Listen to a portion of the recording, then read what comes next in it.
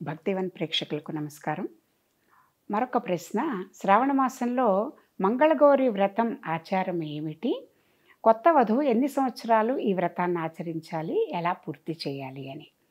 మనకి మొన్న ఆషాఢ మాసం ముందర వచ్చిన జ్యేష్ఠ మాసం వరకు కూడా మాఘమాసం నుంచి మొదలయ్యి ముహూర్తాలు, పెళ్లి ముహూర్తాలు చాలా ఉంటాయి.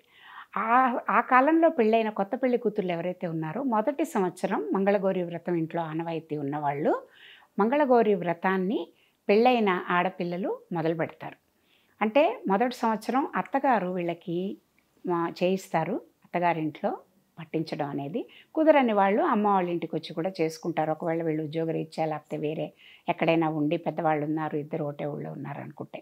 కానీ ఎక్కడైతే మనం మొదలు పెట్టామో ఆ సంవత్సరంలో జరిగే 4 కానీ 5 కానీ మంగళవారాలు ఏవొచ్చినా అన్ని రోజులు ఎక్కడ పెట్టామో కలశం అక్కడే పెట్టి పూజ చేసుకోవాలి, కదపకూడదనమాట.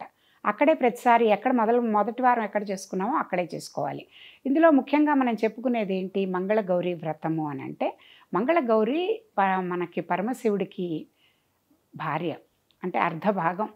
మనకి స్త్రీ పురుషులు ఇద్దరిని తీసుకుంటే కూడా భార్యాభర్తల్లో భార్యాభర్త అనేది ఒకళ్ళ ఆలోచన అయితే ఒకళ్ళ ఆచరణ అన్నారు. అంటే భర్తకి సహకారము, భర్తకి వచ్చే శక్తి ఎక్కడి నుంచి వస్తుంది అంటే ఈ భార్య వల్ల, అర్ధాంగి వల్ల తనకి శక్తి వస్తుంది అని. సో మనకి దంపతులుగా ఉన్న శివపార్వతుల్ని కొలవడము, ఆ కొలిచి ఆ విధి విధానాలు తెలుసుకోవడము, ఎట్లా నోవు నోచుకున్నారు, ఎట్లా చేశారు, ఏం చేస్తే ఆ పార్వతీదేవి మాంగళ్యం అంత గట్టిగా ఉంది అని మనకి తెలుసు. భాగవతంలో కూడా, పోతన భాగవతంలో అద్భుతంగా దీని గురించి వర్ణిస్తారు. ఏమనంటే మనకి క్షీరసాగర మథనం అవుతున్నప్పుడు వచ్చిన రకరకాల పదార్థాల్లో, వస్తువుల్లో వచ్చినప్పుడు దాంతోపాటు హాలాహలం కూడా పుట్టిందని, ఆ హాలాహలము పుట్టినప్పుడు మిగతా అన్నీ మనకి గుర్రం కానీ, ఏనుగు కానీ, కల్పవృక్షం కానీ ఇవన్నీ తీసుకోవడానికి అందరూ ముందుకొచ్చారు, కానీ హాలాహలం తీసుకోవడానికి మటుకు ఎవరు ముందుకు రాలేదని. అప్పుడు పార్వతీదేవికి తన మాంగళ్యం మీద ఎంతో గట్టి నమ్మకం ఉంది కాబట్టి, ఏం కాదు నేను చెప్తున్నాను, నువ్వు తాగు పర్వాలేదు లోక కళ్యాణం కోసం అని చెప్పి శివుడికి చెప్పడము, శివుడు ఆ గరళాన్ని తీసుకుని కంఠం దగ్గర పెట్టుకోవడము, నీలకంఠుడు అవ్వడము, దానివల్ల మన ప్రపంచంలో, లోకంలో ఉండే అన్ని లోకాలు కూడా ఏమీ ప్రమాదం లేకుండా ఉండడము, ఇవన్నీ మనం విన్నాం. అందుకని చెప్పేసి ఈ మంగళగౌరి వ్రతాన్ని చేయడం అనేది స్త్రీలకి సౌభాగ్యాన్ని, భర్తకి మనకి దీర్ఘాయుష్షు, తర్వాత ఆయనకి కావలసిన అభివృద్ధి అవన్నీ ఏదైతే ఉన్నాయో అవన్నీ దొరుకుతాయి అని చెప్పేసి నమ్ముతారు. ముఖ్యంగా దీర్ఘాయుష్ అంటే ఇందులో చెప్పేది సౌభాగ్యము, దీర్ఘాయుష్ రెండు ఇంటర్లింక్డ్ కాబట్టి స్త్రీ సౌభాగ్యం అనేది భర్త ఎప్పటికీ తనకి అలాగా జీవించి ఉండడం అనేది తన సౌభాగ్యాన్ని చెప్తుంది కాబట్టి దానికోసం చేసే వ్రతం అన్నమాట ఇది. అయితే ఇందులో మనకేం చెప్తారు ఈ మంగళగౌరి వ్రతంలో అంటే, శుచిగా ముందు రోజు అన్నీ ఏర్పాటు చేసుకుని పొద్దున్నే చక్కగా శుచిగా లేచి తలంటి పోసుకోవడం, అంటే తలారా స్నానం చేయడం అంటే అది వేరే అర్థం, ఊరికే నీళ్లు తల మీద పోసుకోవడం కాదు. మంగళా స్నానం చేయాలి అంటే బాగా నూనె, అది పెద్దవాళ్ళు ఉంటే సరే వాళ్ళ తలకి కొంచెం నూనె పెట్టి, మనకి ముఖ్యమైన పండగలు అవి వచ్చినప్పుడు ఎట్లా అయితే స్నానం చేస్తామో అట్లా తలకి నూనె పెట్టుకుని, ఒంటికి అది కూడా నూనె మర్దన చేసుకుని, తర్వాత నలుగు పెట్టుకుని చక్కగా మంగళా స్నానం చేయడం అనమాట. సువాసనలు, జివ్వాజీ, జాపత్రి అలాంటివి వేసుకుని నీళ్ళల్లో చక్కగా మంగళ స్నానం చేయడం, కొత్త బట్టలు ధరించడం, లేదు పట్టు చీర ఉంటే పట్టు చీర కట్టుకోవడము, అమ్మవారి ప్రతిమ కానీ అమ్మవారికి ఒక ఫోటో కానీ అక్కడ పెట్టుకోవడం మంగళగౌరిది. దీంతో పాటుగా కలశం పెట్టే అలవాటు కూడా కొంతమందికి ఉంటుంది, లేకపోయినా మామూలుగా కూడా ఇలా ఫోటో పెట్టి చేసుకుంటారు. దీనికి ముఖ్యంగా కావాల్సింది బియ్యపు పిండితో మనము ఒత్తులు చేసుకోవాలన్నమాట. అంటే 5 ఒత్తులు చేస్తారు, 5 ప్రమిదల్లాగా చేసి 16 ఒత్తులు చేస్తారు. అయితే ఆ 16 ఒత్తుల్ని 5 ప్రమిదల్లాగా పిండితో తయారు చేసిన ప్రమిదల్లో వాటిని పెడతారనమాట.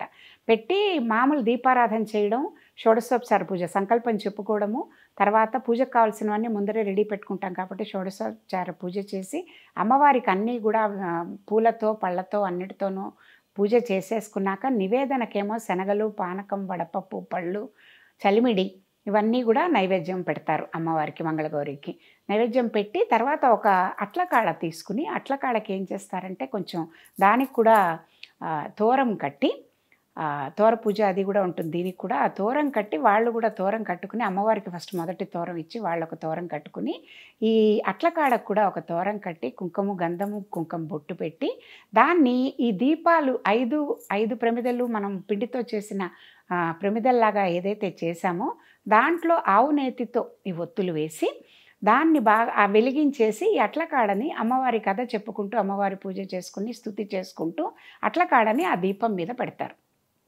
అలా పెట్టడం వల్ల కాటిక పడుతుందన్నమాట. అంటే ఆ దీపము నుంచి వచ్చే పొగ ఏదైతే ఉందో అదంతా అట్లకాడకి అంటుకుంటుంది. అప్పుడు దాన్ని జాగ్రత్తగా తీసుకుని దాన్ని కొంచెం వేలుతో కొంచెం అంటే ఆవు నెయ్యి ఒక చుక్క కొంచెం అలా రాసి కన్ను మండకుండా దీనికి అని అది అప్పుడు కాటిక పెట్టుకుంటారు. అది సౌభాగ్య చిహ్నంగా భావిస్తారనమాట. చాలామంది ఏంటంటే పేరెంటానికి వచ్చిన వాళ్ళకు కూడా దీంట్లో ఆనవాయితీ ఎలా ఉంటుందంటే ప్రతి వారం కనీసం 5 ముత్తైదులకి వాయినం ఇవ్వాలి. అయితే కొంతమంది ఇళ్లల్లో ఎలా ఉంటుందంటే పెరుగుతూ ఉంటారు. అంటే మొదటి సంవత్సరం ప్రతి వారం 5 ముత్తైదులకే వాయినం ఇచ్చినా కూడా రెండో సంవత్సరం 10 మందికి, మూడో సంవత్సరం 15 మందికి ఇట్లా సంఖ్య పెరుగుతూ ఉంటుంది. వాళ్ళు అంతమందికి ప్రతి వారం పిలిచి వాళ్ళు శనగలు వీలైతే బ్లౌజ్ పీస్ అది కూడా పెడతారు. ఎవరి శక్తిని బట్టి వాళ్ళు శనగలు, పండు తాంబూలం తర్వాత ఈ మంగళ చిహ్నాలు ఏదైతే ఉన్నాయో పసుపు, కుంకుమ, గాజులు ఇలాంటివి ఏమి ఇస్తారో అవి పెట్టి ఇస్తారు. కాటుక ముఖ్యంగా చాలామంది ఏంటంటే ఈ మంగళగౌరి పేరెంటం ఎవరైనా పిలిస్తే కూడా అమ్మవారి మంగళగౌరి కథ చదువుకుంటూ చెప్పిన కాటిక తీసుకోవడం కోసం తప్పనిసరిగా ఎంత దూరం అయినా పిలిచారు అంటే ఆ ప్రసాదం తీసుకోవడం కోసం వెళ్తారు. అంత మహిమాన్వితమైన కాటిక వాళ్ళ సౌభాగ్యాన్ని కూడా 4 కాలాల పాటు చక్కగా ఉంచుతుంది అనే నమ్మకంతో మంగళగౌరికి సమర్పించిన కాటికని ధరిస్తారు. ఆ తర్వాత వాళ్ళు మామూలుగా ఈ పేరెంటం అది కూడా చేసుకోవడం అనేది జరుగుతుంది. అయితే ఈ షోడశోపచార పూజ అంటే కూడా మనకి వ్రతకల్పాలు వీటిల్లో కూడా అన్నీ ఉంటాయండి. ముఖ్యంగా దీంట్లో అది ఏ పూజా పుస్తకం తీసుకున్నా ఆడియోలు యూట్యూబ్లో అక్కడ కూడా పూజ దొరుకుతుంది. లేదు ఇంట్లో పెద్దవాళ్ళు ఉన్నారంటే వాళ్ళు మనకి చెప్పి చేయించే విధానం ఉంటే చక్కగా అలవాటయ్యే వరకు వాళ్ళు మనని గైడ్ చేస్తూ ఉంటారు. ఇట్లా దీంతో పాటుగా ఇంకోటి ఏంటంటే మనం చెప్పుకోవాల్సింది దీంట్లో ముఖ్యంగా మనం నేర్చుకుని గుర్తుపెట్టుకునేది రిచువల్ లాగా కాకుండా మనం తెలుసుకోవాల్సింది ఏంటంటే కథ.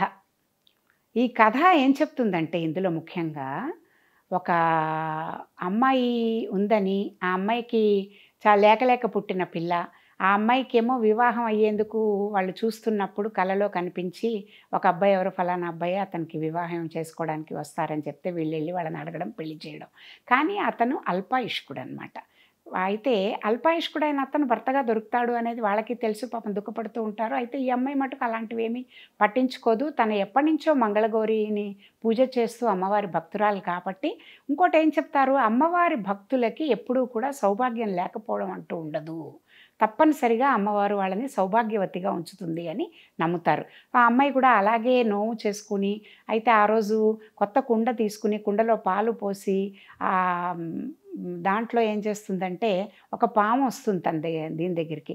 ఆ పాముని ఆ కుండలో పట్టేసి చక్కగా వాసినలాగా పైన బట్ట పెట్టి కట్టేయడము. తర్వాత వాయినంలాగా దాన్ని మొన్నాడు వాళ్ళ అమ్మగారికి ఆ రోజు పొద్దునే పూజ అంతా అయిపోయాక వాళ్ళ అమ్మకి మొదటి వాయినం ఇవ్వడము. ఆవిడ అది మూత తీసి చూడంగానే అది ముత్యాల హారంగా మారిపోవడము. అంటే దీంట్లో ఏం చెప్తున్నారు, మొదటగా మనకు కనిపించేది బాహ్యంగా తల్లి మన మొదటి గురువు. అంటే భగవంతుడు తర్వాత మనకి ఈ దేహం ఇచ్చింది, మన ఈ ప్రపంచంలోకి తీసుకొచ్చింది ఎవరు, తల్లి. మాతృదేవో భవ అని ముందర మనం తల్లినే కొలుస్తాం. అట్లాగా ఆ విశ్వజనని ఎవరైతే ఉన్నారో అమ్మవారు మంగళగౌరి, ఆవిడ రూపంగా మనకన్న తల్లిని ఆవిడకి మొదటి వాయనంగా ఇది ఇచ్చినందువల్ల తనకి ఏదైతే అపమృత్యు వాళ్ళ భర్తకి అపమృత్యు ఉండి గండం ఉందో అది కూడా పోయిందని, ఆయన తర్వాత చక్కగా 3 రోజులు ఉన్నారు వాళ్ళు సుఖశాంతులతో అని. ఈ నోవులు వ్రతాలు ఏం చేసినా కూడా దానివల్ల మనకు వచ్చే ఫలితం ఏంటి అని చెప్తారు. ఇందులో ముఖ్యంగా మనకి చెప్పేది ఏంటంటే ప్రతి వాళ్ళలో అమ్మవారిని చూడగలగడం, వాయనం ఇస్తున్న ప్రతి ముత్తైదుని కూడా అమ్మవారిగా భావించడం, తల్లిని అమ్మవారి స్వరూపంగా భావించి మొదట మనం ఇచ్చిన వాయనం వల్ల మనకేమైనా దోషాలున్నా పరిపూర్ణంగా మనస్ఫూర్తిగా ఆ తల్లి ఆశీర్వచనం పొంది అపమృత్యు భయము ఇలాంటివి లేకుండా భర్త 10 కాలాల పాటు దీర్ఘాయుష్యుతో ఉండాలని, ఆరోగ్యంగా ఉండాలని, అష్టైశ్వర్యాలతో తులతూగాలని, ఆ సౌభాగ్యం ఇవన్నీ చూసినందువల్ల తన సౌభాగ్యవతిగా ఉంటుందని దీనివల్ల మనకి వ్రత కథలో చెప్తారు. ఈ వ్రతం చేసుకున్నందువల్ల 5 ఏళ్ళు చేసుకుని తర్వాత ఏం చేస్తారంటే వీళ్ళు ఎవరిదైనా పెళ్ళి కుటుంబంలో వాళ్ళది ఎవరిదైనా పెళ్ళవుతున్నప్పుడు ఉద్యాపన, ఈ వ్రత ఉద్యాపన ఆ పెళ్లిలో పెళ్లి కూతురికి చేసుకుంటారనమాట.